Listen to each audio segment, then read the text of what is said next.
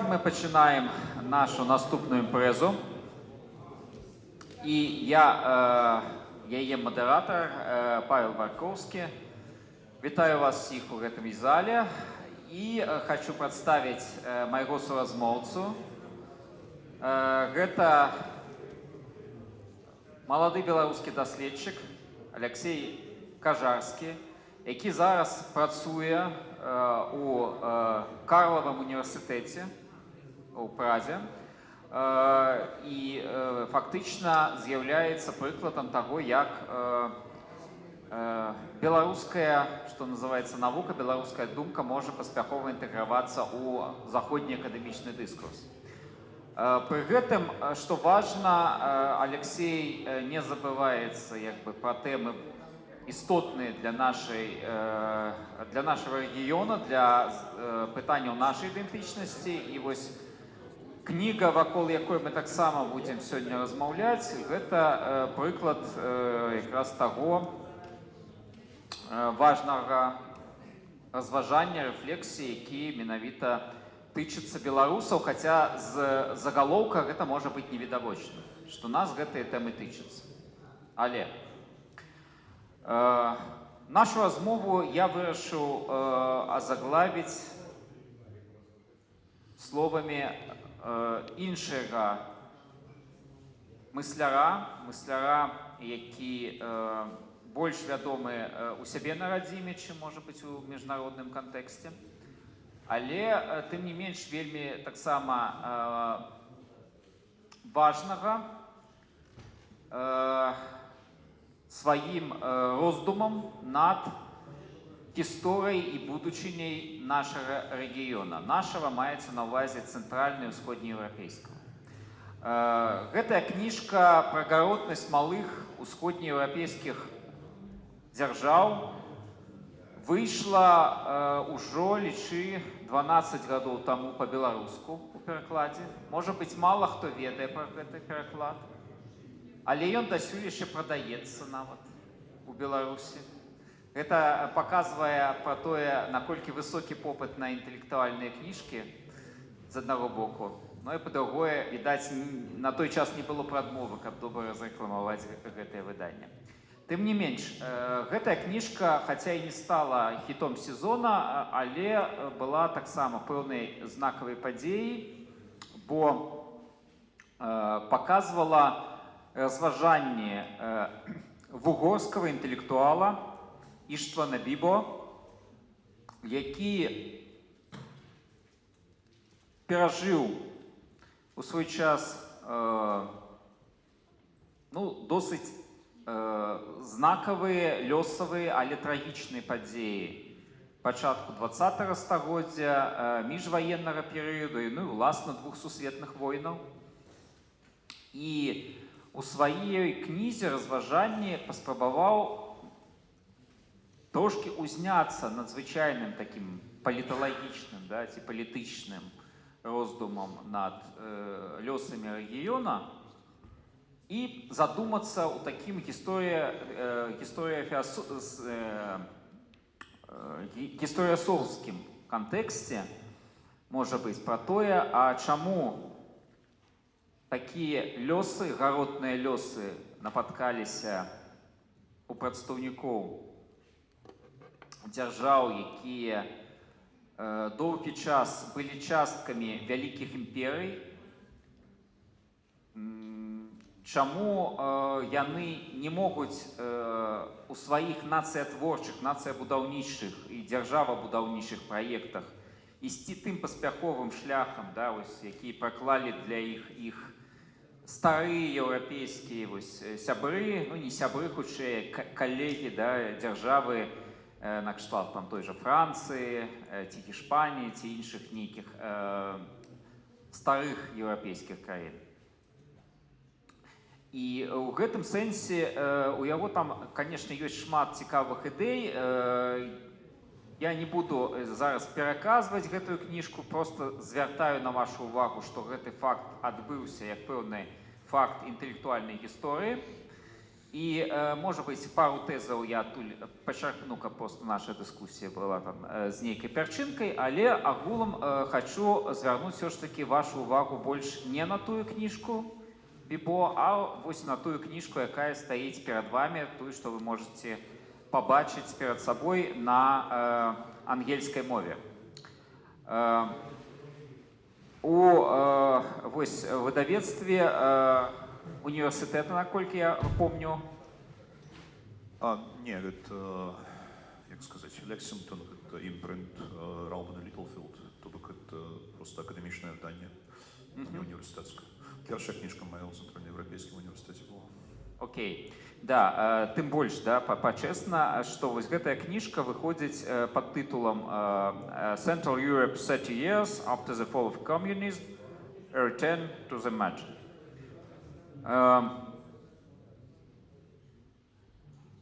Сапраўды, Цэнтральная Европа — гэта такая прыдуманая краіна, прыдуманы рэгіён, прыдуманы, магчыма, жыхарамі тых краін, якія яго ахопліваюць, дзеля таго, каб у пэўны момант сказаць, мы таксама Еўропа. Да? Мы нават не ўсходняя Европа, якую ўжо трывалы час звязвалі з жыццёвай прасторай расійскай імперыі, там, ну і пераемніка Савецкага Саюза. А мы нейкая іншая Европа, якая, тым не менш, нягледзячы на сваю іншасць, знаходзіцца ў цэнтры. Да, вось цэнтры, і вы не можаце гэтага не заўважаць, вы не можаце гэтага памінаць, хаця, канешне, ствараюць яе дзяржавы і нацыі дастаткова маладыя, каб пра іх думалі і асабліва клапаціліся вялікія там дзядзькі ў якіх-небудзь на Елісейскіх палях, да, ці ў якім-небудзь Бранденбургскім палацы. І вось гэтая Цэнтральная Европа як тэма ўзнікае, і зараз яна збольшага існуе як такі палітыка-культурны, відаць, звяз краін Вышэградскай групы, так званых. Гэта там Польша, Чэхія, Славакія і Угоршчына, якія досыць істотна паміж сабой супрацоўнічаюць, маюць нават асобную фундацыю, якая займаецца вось гэтымі пытаннямі супрацоўніцтва паміж гэтымі краінамі. І фактычна спрабуе фармуляваць нейкую сваю асобную палітыку, сваю асобную візію нават, да, сваю асобную еўрапейскасць, пра што, дарэчы, і ідзе гаворка ў дадзенай кніжкі. І для нас, беларусаў, да, з аднаго боку, гэтая частка Европы добра знаёмая, ну як добра знаёмая? Мы ведаем палякаў, да, яны нашы суседзі. Але, як паказваюць нават дадзеныя апытанняў сацыялагічных, большасць беларусаў у Беларусі дасюль думаюць, што яны жывуць лепш за палякаў. Па ўсіх параметрах. І гэтая веда ў іх толькі змяншаецца, калі яны самі пабывалі хоць раз у гэтай Польшы за мяжой. Але калі пра Польшу мы хаця б штосьці ведаем, то датычна вось ужо Славакіі ці Венгрыі ці нават Чэхіі гэтай веды ўсё менш, менш і менш. І для нас часам вельмі незразумелыя не тыя асобы, не тыя палітыкі, якія там вядуць нейкую палітычную дзейнасць, жыццё, ні іх рыторыка, ні іх канкрэтныя дзеянні, якія часам успрымаюцца ледзьве як не такая антыеўрапейская фронта. Да? Вось, калі там пачынаюць казаць, ну вось Віктор Орбан, да? Вось Венгрыя, якая супраць, баба-яга супраць усіх у еўразвязе. Ці там вось да гэтай кампаніі ўжо цяпер далучыўся славацкі прэм'ер Фіцо. Да? І вось для беларусаў гэта часта такі вельмі незразумелыя экзатычныя прыклады. І вось давай спачатку, Алексей, я ўжо зацягну гэты уступ. Скажы, калі ласка, вось якім чынам наогул прыйшла ў галаву гэтая думка пачаць гэтае даследаванне і чаму менавіта на цэнтральную Европу і яе прыгоды доўгага шляху пасля камунізму ты вырашыў звярнуць сваю ўвагу? Дякую. Дякую, Павел, за запрошення. Вельми приємно тут бути. Нарешті магчимість є порозмовляти про гэта по-беларуску, про гэтыя теми, на які я шмат розмовляю, як викладчик, як дослідчик, але, на жаль, не по-беларуску. Питання вимагає вельми довгого адказу. Я, в принципі, можу почати з такого особистого, бэкграунду. Я, в принципе, продукт вышеградской супрацы, да, ось гэтых 4 краін. В якім сенсі? Ну, просто я колись атрымаў стипендию, поехал вучыцца ў магістратуру. Першапачаткова я збіраўся ехаць у Чэхію, потому что все едуць у Чэхію, альбо ў Чэхію, альбо ў Польшу. Там 4 краіны у гэтай групе вышеградской, то есть центральная Европа, скажем так, у вузкім сенсе гэтага слова. Хотя Центральная Европа это, ширэйшы панятак, але про гэта, мабыць, яшчэ паразмаўляем. Не атрымалася мне поехаць в Чэхію, не далі мне другую палову стипендыі, але прапанавалі паехаць у Словакію альбо Венгрыю. Ну, я тэрмінова знайшоў універсітэт. Вось, і так я апынуўся ў краіне, про якую я яшчэ 3-4 месяцы да гэтага нічога абсолютно не ведаў. Ну, а далей, што называецца, пачалося. Я пачаў цікавіцца гэтым рэгіёнам, і вось у 15-м годзе я апынуўся на вакзале у Будапешце. Мне трэба было вяртацца дадому, і я не мог купіць квіток, тому што просто было вельмі шмат людзей з Блізкага ўсходу, і гэта быў пачатак вось гэтага самого міграцыйнага крызіса, які справакаваў першы такі сур'ёзны палітычны нарматыўны канфлікт паміж гэтай вышэградскай чацвёркай, якая в один голос сказала, што мы не хочам прымаць бежанцаў альбо мігрантаў. Вайна ў Сірыі маецца на ўвазе. Так. Это былі збольшага сірыйскія бежанцы, хаця там былі розныя людзі, але гэта было звязана непасрэдна з вайной з Сірыі. І мне стало цікава, тому што, што цікава, гэты канфлікт унутрыеўрапейскі, унутрыеўрасаюзовскі, які адбыўся па гэтым нарматыўным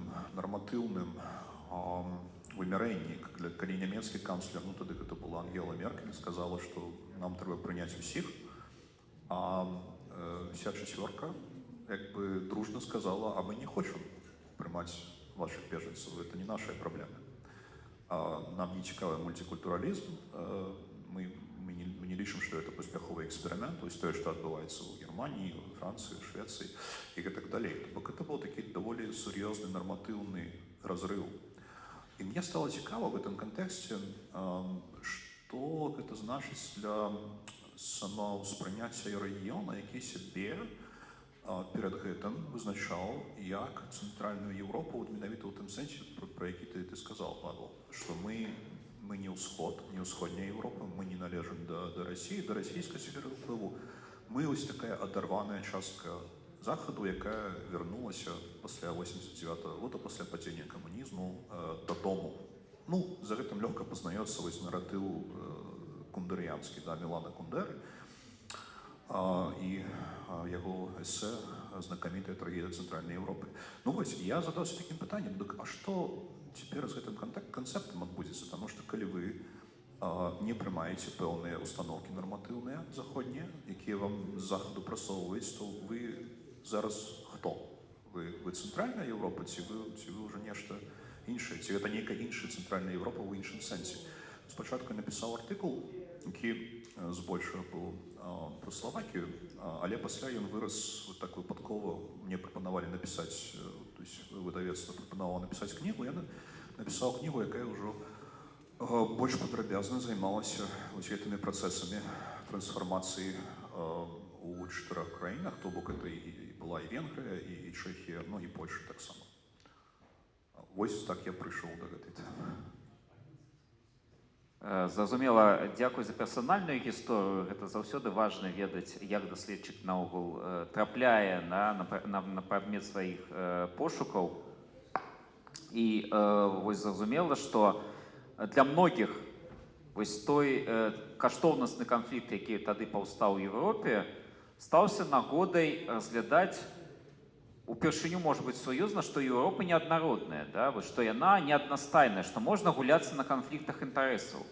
І можна лічыць, што нават цяперашні крызіс памежны, які ёсць у Польшы, Літвы і Латвіі з беларускай тэрыторыі, ён рэха тых падзей, бо фактычна ідэолагі і архітэктары вось гэтай новай хвалі міграцыйных наступаў на межы Еўрасаюза, гэта тыя людзі, якія тады пабачылі, што Еўрасаюз не маналітны, яго можна спрабаваць раскалоць, і давайце вось праз мігрантаў мы гэта паспрабуем так зрабіць.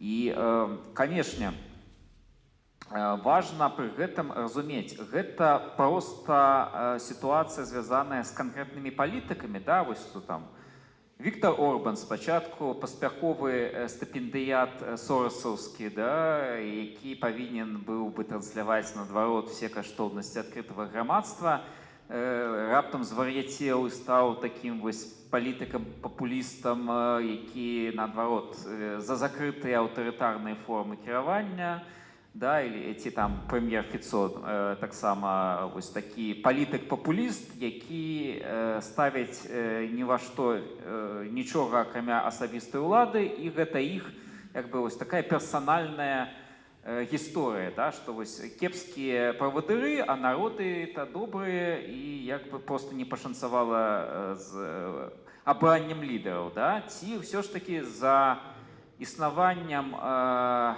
вось такіх палітык стаяць не проста лідары, не проста персанальныя гісторыі, а нейкія больш глыбокія працэсы, якія ўдалося тебе зразумець падчас даследавання. Дякую.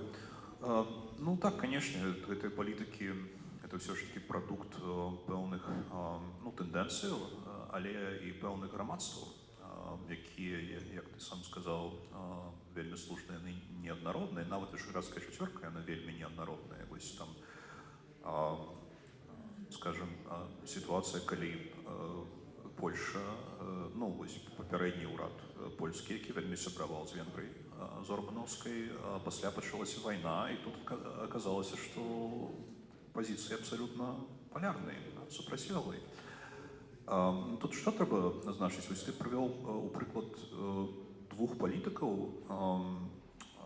Орбана Віктора в Венгрии, ну, яго такого, можно сказать, такого wannabe, да, тот, кто хочет учиться у Орбана, это Роберт Фіца. И чем яны падобныя? Тым, что это, ну, як лічыць шмат, хто это людзі без перакананняў.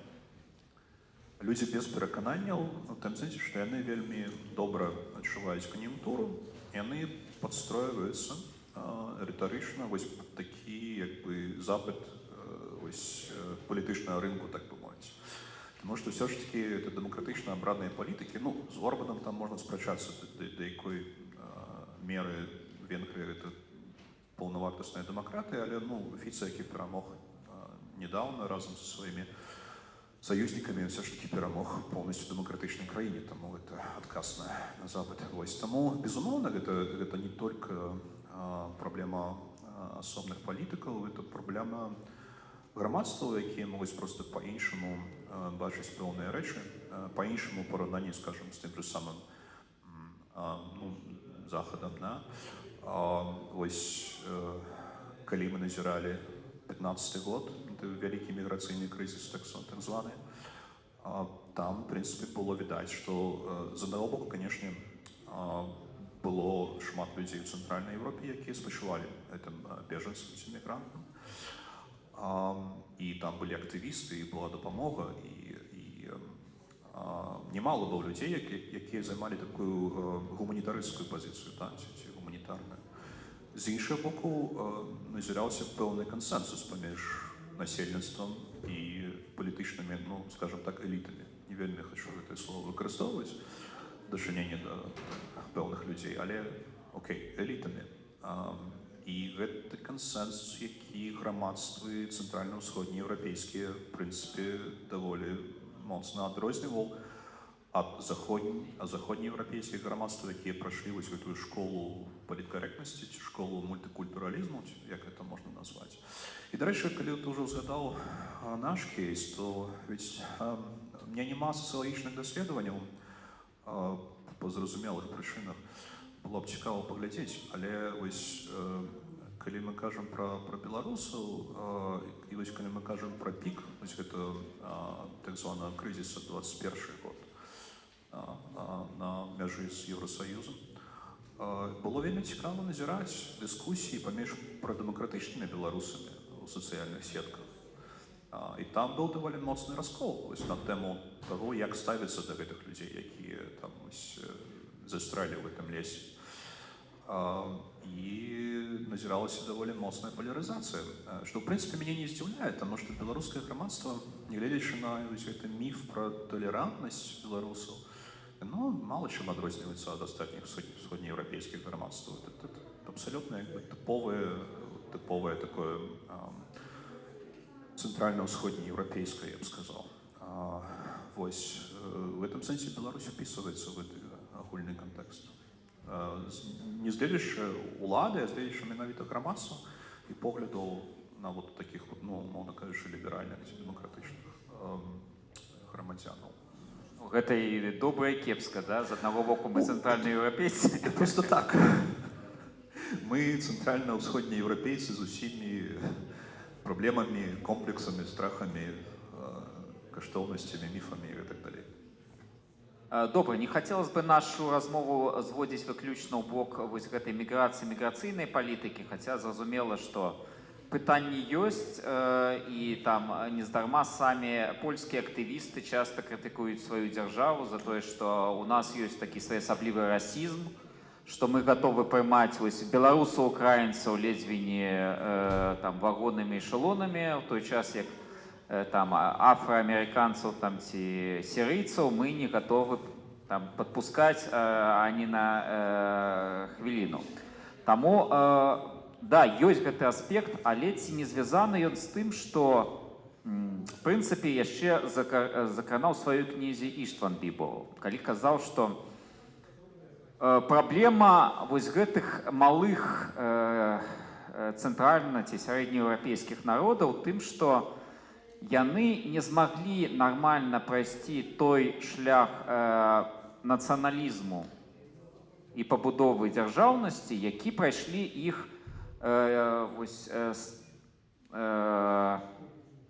дзяржавы на захад ад іх, да? Бо частка была ў Габсбургскай імперыі, частка знаходзілася там у межах расійскай, скажем, імперыі, тая ж Польша, да? І, адпаведна, нармальна прайсці вось гэты шлях яны не здолелі, бо ўсе інтэлектуальныя там і культурныя рэсурсы высмоктвалі вось гэтыя імперскія метраполіі, а ў выніку, не маючы вось такой нармальнай падставы для развіцця, нармальнага вось гэтага працэсу інтэлектуальнага выспявання нацыі, выспявання ўласнай дзяржаўнасці, яны кінуліся ў нейкія дурныя скрайнасці, пачалі там развіваць нейкія дурныя паліталогіі там у сваіх краінах, пачынаюць ствараць нейкія такія вельмі часам пачварныя палітычныя канструкцыі. І вось ці гэта сапраўды праблема ў тым, што вось гэты наш рэгіён, ён дасюль хворы нацыяналізмам, што называецца, што мы яшчэ як бы вось не дайшлі да гэтай мудрасці старой Европы з яе мультикультуральнымі праектамі, калі ўжо нацыянальнае пытанне не стаіць, нацыянальная тэма як бы ўжо закрытая і пераўзойдзеная, а для нас гэта ўсё яшчэ баліць. То бок не толькі там для беларусаў, якія зараз як бы моцна гэта адчуваюць разам з украінцамі як ціск рускага міра, да, рускай імперыі, але і для тых жа палякаў, славакаў, венграў, якія таксама застаюцца ў гэтым, ну, як бы яшчэ нацыянальным пытанне, якое до конца не завяршылася. Вось ці завяршылася для них все ж таки ўжо нацыянальнае пытанне? Так, ну, я б мудрость старой Европы не переоценивал особливо. А я разумею, что это тебе такие ироничные двукосі было. Да? И, до речі, добре ведаць, что Бібу выдавали по-беларуску, я нават не ведал, я читал по-ангельску, не ведал, что есть белорусский переклад. Это вось гаротнасць малых народов выдали, да? Цудоўна. Придбаю, калі будзе магчымасць. Ну, тут есть, конечно, шмат правды тем, что я кажу. Ну, причем, что Бибо это все-таки венгер. А там, ну, тяжко, конечно, мерить, пораўноўваць глыбіні траўмаў, але вот Венгрия это довольно специфичная ситуация, калі казаць про коллективную травму, потому что там и территориальная, и травма, як бы, страты насельніцтва, да, вось трыянонскі мір, трыянонская мірная дамова. Ну, ён выказвае гэтую думку про так званую палітычную гістэрыю, як ён называе. Палітычная гістэрыя — это вот, что гэтыя народы центральна-ўсходнееўрапейскія, яны не могуць нармальна будаваць дэмакратыю, тому што іх пастаянна вось такая трывога про нацыянальную супольнасць, что вот яна пастаянна быццам бы под пагрозай. Это тезіс, які пасля развіў Кундера у сваім эсэ, да? Что значит як бы малый народ. Это народ, існаванне якого можна пастаянна, ну, в любой момент поставить под сумнение. Это, до речі, тезис, який ён, ну, як сказать, сплагіяціў у Біба. Просто Кундера лепш умел писать, больше пригожий. Биба складано читать, он такие, как бы, тяжкие эссеист, а Кундера такие пригожие романист. Вот. И в этом сенсе у Биба есть гэты тезис, и он, до речі, в одно место мне вельмі подобаецца, эта частка, я говорю, я кажу, что значит быть демократом? Быть демократом значит не бояться. Вот демократия — это про не бояться. Не бояться не в сенсе просто там фізичного, да, знішення, погрози. Не бояться іншого з великої літери. Это такая певная, як сказати, шляхотність, шодрість, это магчимість не бояться іншого.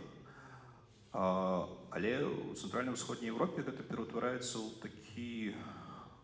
такую раскошу, якую быццам на гэтыя краіны, гэтыя нацыі сабе не могуць дазволіць, тому што яны пастаянна жывуць в этом страху. Ну, і Біба, до речі, высягнули на свет Божий зноў вось акурат пасля гэтага міграцыйнага крызіса. Гэта Іван, ну, ён як Красціл вядомы, да, у свеце, нягледзячы на балгарскую фонетыку.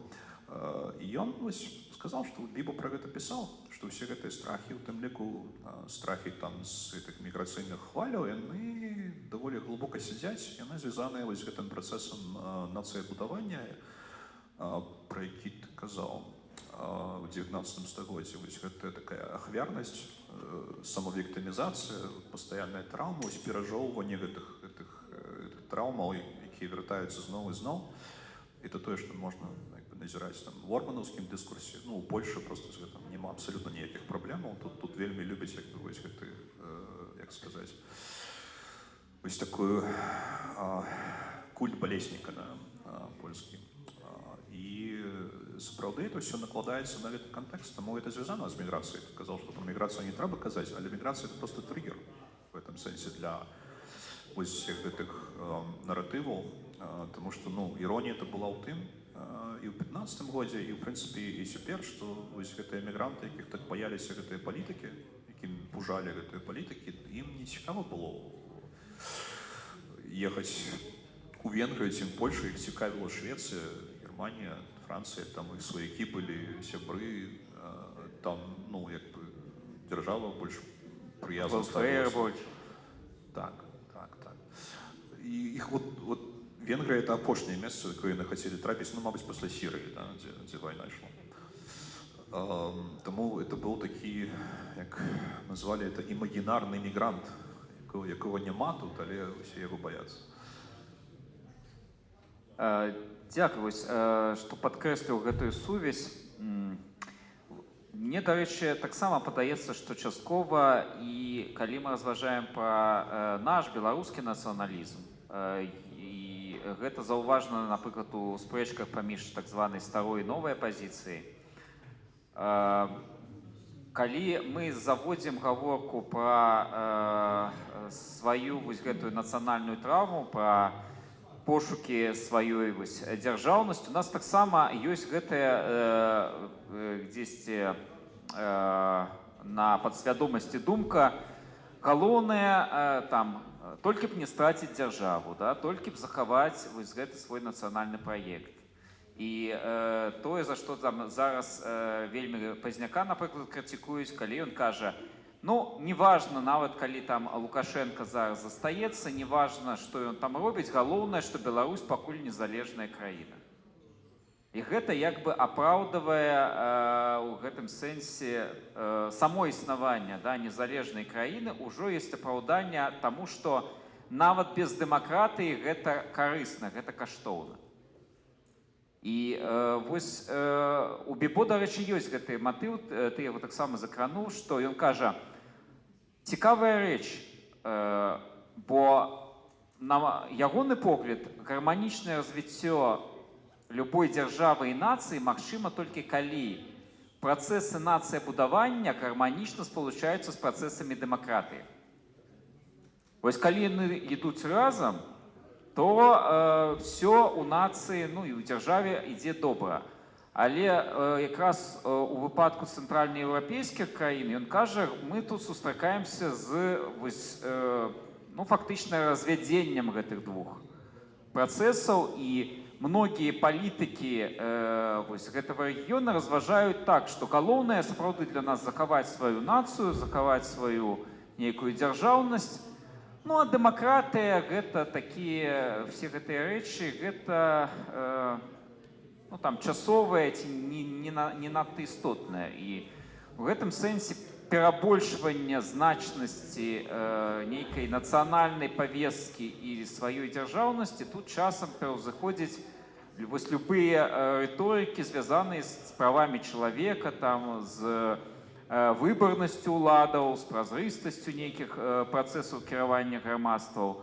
Вот, на твой погляд, сапраўды ёсць такая тэндэнцыя? Сапраўды з часоў Бібо не змянілася вось у цэнтральнаеўрапейскай палітыцы тое, што тэмы дзяржаўнасці і нарадовасці, да, нацыянальнасці пераўзыходзіць пытанне дэмакратыі і развіцця грамадзянскай супольнасці?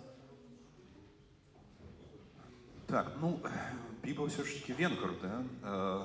И... Это все тлумачить повинно нам. Ну, это тлумачить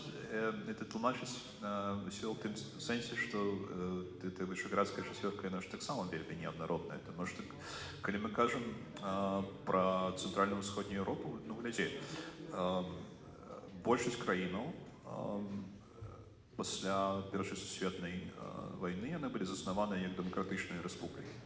Ну, у Венгрыі быў рэгент, гэта асобная гісторыя, да, хоць. Большасць была заснаваная дэмакратычныя рэспублікі. До 1938 года дажыла толькі адна дэмакраты, Чехословакія. Вось дзякуючы этой чэшскай палітычнай культуры. Все астатнія яны як бы скалабавалі, ну, краіны Балты, Польша, да, там это не вельмі доўга вытрымалася. Аднак, у Венгрыі зусім фашызм. Ну, у Венгрыі просто там была спачатку спроба ліберальнай рэспублікі, пасля была чырвоная дыктатура, а пасля усталяваўся вось гэты рэакцыйны рэжым Форце, які не быў дэмакратычным, хаця не быў такім жорсткім, як, скажам, нацызм нямецкі. Вось, таму ўсё ж такі Бібо венгр, ён глядзіць са сваёй перспектывы. Ну, чэхі бы табе сказалі, што вось гэтая гуманістычная традыцыя, там, якая ідзе ад гусітаў, вось Масарык, Палацкі, это пра свабоду, это пра дэмакратыю. То бок Чэшская рэспубліка — это рэспубліка дэмакратычная. Таму абагульняць я асцярожней абагульняў, але такая тэндэнцыя, безумоўна, ёсць, што вы спачатку выжыць, а пасля ўжо разбіраемся з дэмакратыяй. Хаця стратэгіі артыкуляцыі нацыянальнай ідэнтычнасці яны ўсё ж такі даволі моцна адрозніваюцца ў гэтым рэгіёне. Ну, як бы, калі глядзець на чыста рытарычным ці ідэалагічным узроўні, там свабода яна даволі важная, да, там для польскага дыскурсу гэта вольнасць і все вот это. І для венграў, да рэчы, таксама вось гэты freedom fight, про які Орбан увесь час кажа, і вся гэтая традыцыя паўстанняў супраць Габсбургаў у 19 стагоддзі. Ну, але так, сапраўды, я, напэўна, часткова, прынамсі, пагаджуся, што гэта такая рэгіянальная рыса, што вось дэмакратыя, як Бібл пісаў, аказваецца закладнікам вось гэтай экзістэнцыйнага страху, калі выжыць падаецца важнейшым, чым выжыць як свабодная супольнасць в ліберальным сэнсе гэтага слова. Так, дзякуй. Канешне, я таксама супраць абагульненняў любого кшталту, бо яны заўсёды хаваюць нейкія вельмі вялікія нацяжкі. Тым не менш, сапраўды, хоць Бібо там і венгр, як ты неадначасова падкрэсліваў. Я просто вельмі люблю Венгрыю, это краіна, пра якую менш ведаю з Беларусі, чым пра Польшу. Яна вельмі цікавая, і там ёсць сваё вельмі такое спецыфічнае, як прыемнае, так і непрыемнае. Ну так, з іншага боку, Венгрыя гэта, пэўна, першая сацыялістычная краіна, якая кінула выклік Савецкаму Саюзу. Да, у 56-м годзе узняўшы... Ну, калі не лічыць Йосіпа Броза Тіта, то да. Ну, Броз Тіта пайшоў наогул сваім шляхам, да, але, прынамсі, вопыт там Югаславіі ці вопыт Албаніі, яны там па-свойму цікавыя, але ўсё ж такі першы раз менавіта над Будапешт кідалі савецкія танкі, каб зруйнаваць гэтыя парасткі свабоды, якія прабіваліся пад асфальтам пасляваеннага міру, да, які зрабіў Савецкі Саюз в гэтай цэнтральнай Европе. Значыць, тым не менш, вось калі падагульняць, бо ў нас тут засталося не так шмат часу, ты як даследчык, які сапраўды меў магчымасць параўнаць і рыторыку, і практыку дзейнасці вось гэтых палітычных сістэм, грамадскіх сістэм краін Вышэградскай групы. Як бы ты мог, можа быць, для беларускіх вось слухачоў, наведвальнікаў каротка так вось чыста, да, чыста твіттерна, што называецца, акрэсліць ўсё ж такі, у чым галоўныя падабенствы ці, наадварот, непадабенствы вось гэтых чатырох краін: Польшы, Чэхіі, Славакіі і Венгрыі. Што трэба ведаць беларусам пра гэтай краіны ці у чым яны падобныя? Ну, это згуртаванне, якое ўсё ж такі ў пэўны момант паўстала. Это пост 89 год, и вось гэты матыў вяртання ў Еўропу і ідэя пра тое, што у іх як бы адна мэта. Пры тым, што як мы ўжо як бы тут высветлілі, яны даволі неаднародныя, розныя і не абавязкова нават сябруюць паміж сабой. Але вось быў такі момант, і яны кожны па-свойму зрабілі гэты выбар вяртання ў Еўропу так званага, і яны яго паспяхова ажыццявілі. Усе чатыры. Што адбывалася пасля, гэта ўжо іншая гісторыя, але тым не менш, яны гэта зрабілі паспяхова. І гэта іх аб'ядноўвае, так, нягледзячы на ўсе іх адрознасці. Калі твіттер, то вот так. Твиттер — это ўжо такая контраверсійная платформа апошнім часам.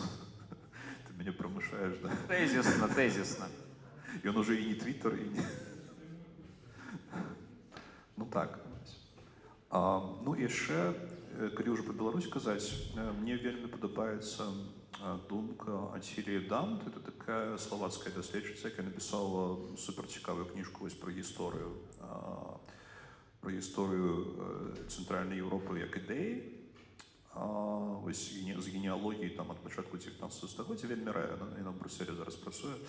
Целе, вось, але кніжку яна напісала вельмі цікава, і вось у яе ёсць такая думка, што ёсць месцы, а ёсць хутчэй ідэі. Вот Африка, допустим, да, это больш-менш, наверное, геаграфічна акрэслена. Центральная Европа, няма межаў.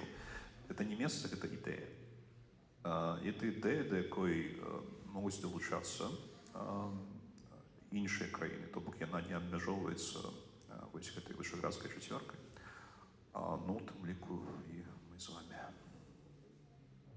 Дякую. Мы насамрэч закранули толькі самую верхавіну айсберга, які з'яўляецца тэма цэнтральнай Еўропы, і сапраўды яна не описывается ни творчестью нават там Гродка Мілаша, ці не описывается тымі краінамі і дзяржаўнасцямі, якія паўсталі менавіта у межах вышэградскай групы. Гэта сапраўды цэлы цікавы і мала вядомы для беларусаў мацярык. Я думаю, вось такія кніжкі, як кніга Алексея, яны шмат на што адчыняюць вочы не толькі заходняму чытачу, але менавіта і беларускаму. Наконт кніжкі Іштвана Бібо, пра якую вось нават Алексей не ведаў, што яна ёсць па-беларуску, я могу сказаць, што яна ёсць і ў Беларусі прадаецца, вы можете знайсці праз інтэрнэт.